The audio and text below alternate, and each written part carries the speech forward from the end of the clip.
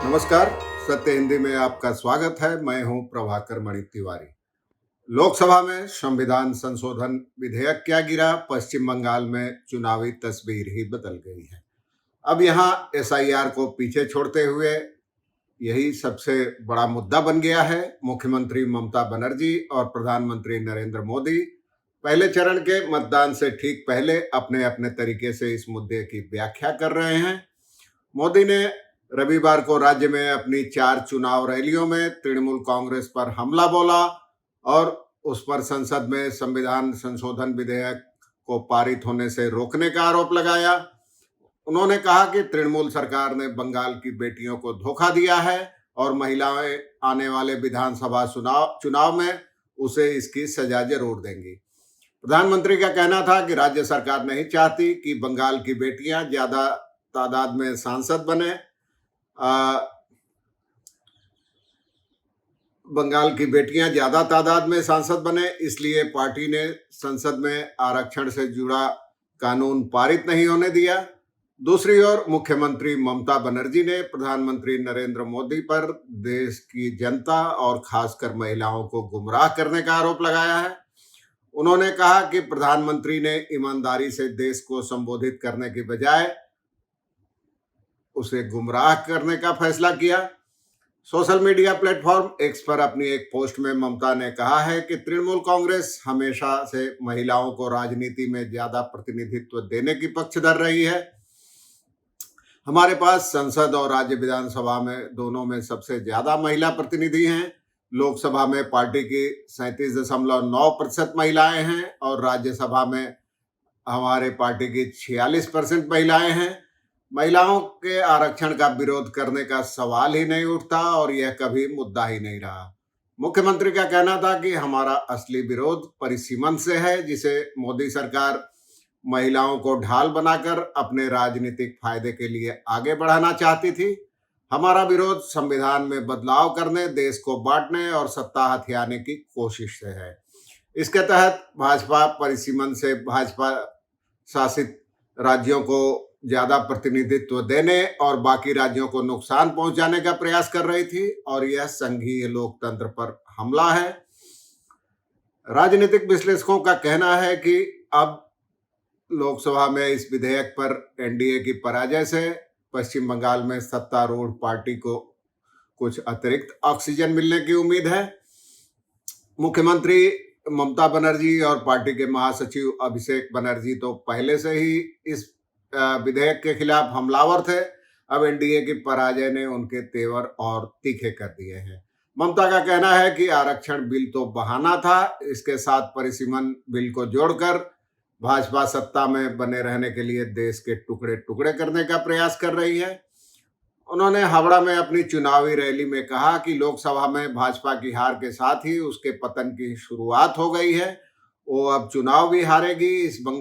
इस मामले में बंगाल ही आगे की राह दिखाएगा।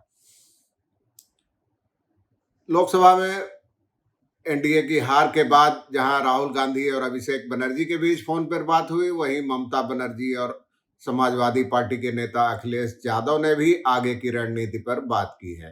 तृणमूल कांग्रेस सूत्रों ने बताया कि ममता बनर्जी ने इस विधेयक पर मतदान से पहले पार्टी के 5 सांसदों को ही दिल्ली भेजने का फैसला किया था, लेकिन इसकी अहमियत और दूरगामी असर को ध्यान में रखते हुए ही उन्होंने अपने 21 सांसदों को चुनाव प्रचार से हटाकर दिल्ली भेजने का फैसला किया।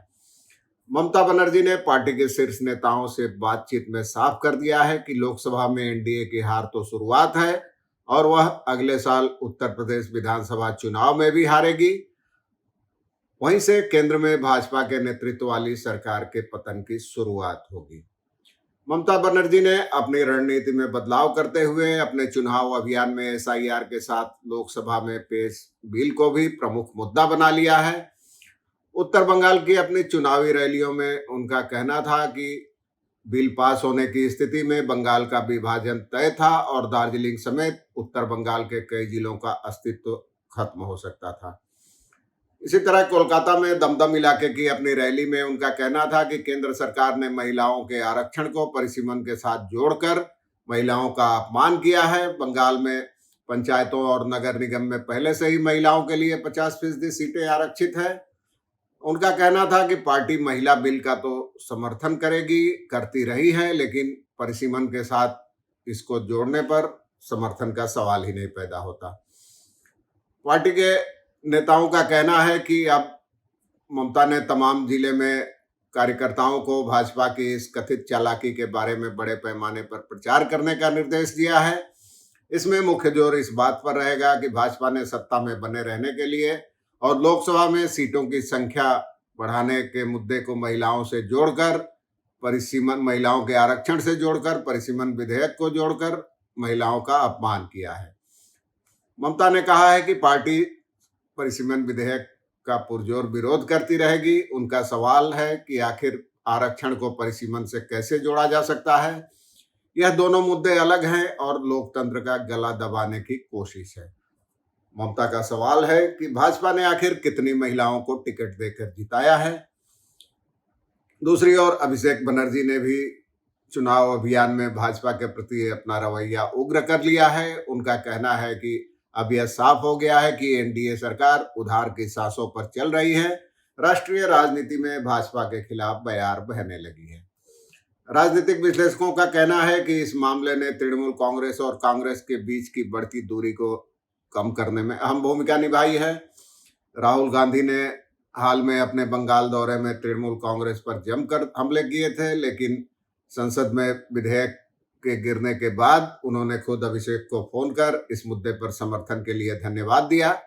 इसके बाद बंगाल की राजनीति में भी समीकरण बदलने के संकेत मिल रहे हैं। दूसरी ओर बदली हुई परिस्थिति में तृणमूल कांग्रेस के इस आक्रामक प्रचार से निपटने के लिए भाजपा ने भी अपनी रणनीति में बदलाव किया है। अब पार्टी के नेता तृणमूल कांग्रेस पर महिला विरोधी होने का आरोप लगा रहे हैं। भाजपा नेताओं का कहना है कि महिला मुख्यमंत्री के राज में महिलाएं तो पहले से ही सुरक्षित नहीं थी। अब संसद में विधेयक का विरोध कर तृणमूल कांग्रेस ने साबित कर दिया है कि उसकी कथनी और करनी में भारी अंतर है। और पार्टी ने नेताओं को घर घर जाकर इस बात का प्रचार करने का निर्देश दिया है। उनका कहना है कि परिसीमन के जरिए दार्जिलिंग पर्वतीय क्षेत्र की दशकों पुरानी समस्या के राजनीतिक समाधान का रास्ता खुल सकता था, लेकिन ममता ऐसा नहीं चाहती। ममता बनर्जी अपनी रैलियों में भाजपा पर बंगाल के विभाजन की साजिश रचने का आरोप लगा रही हैं, लेकिन भाजपा अपने प्रचार में अब इस बात पर जोर दे रही है कि परिसीमन से कई पुराने मुद्दों का समाधान हो सकता था। यहाँ इस बात का जिक्र प्रासंगिक है कि उत्तर बंगाल में गोरखा के अलावा कोच राजवंशी और कामतापुरी समुदाय के लोग भी लंबे अरसे से पहचान की लड़ाई लड़ते रहे हैं। अमित शाह समेत भाजपा के तमाम नेता उत्तर बंगाल की अपनी रैलियों में इस समस्या के राजनीतिक समाधान का भरोसा देते रहे हैं, लेकिन बदली हुई तस्वीर में अब अचानक परिसीमन एसआईआर को पछाड़ते हुए सबसे बड़ा मुद्दा बन गया है। आज के लिए बस इतना ही। धन्यवाद, नमस्कार।